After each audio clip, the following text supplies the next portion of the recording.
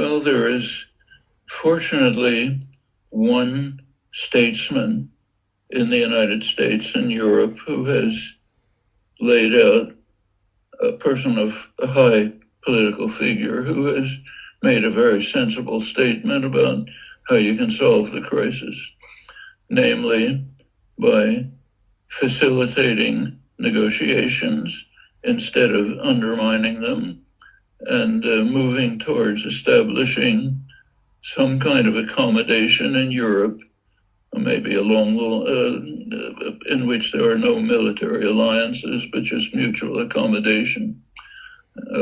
He didn't say it, but it's something like what George H.W. Bush, the first Bush, not the second, proposed in the early 90s after the collapse of the Soviet Union, proposed what they called a partnership for peace, which would be open for Europeans generally, Eurasians as well. It wouldn't eliminate NATO, but he would live up to the promise that NATO would not expand to the east, firm promise to Gorbachev.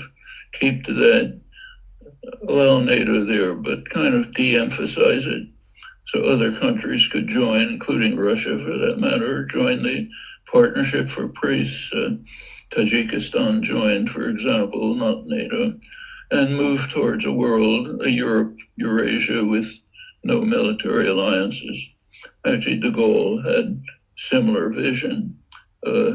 Emmanuel Macron, in his initiatives trying to contact Putin, suggested something similar. So going back to the one Western statesman, he didn't mention all of this, but he suggested something similar. Move towards negotiations and diplomacy instead of escalating the war.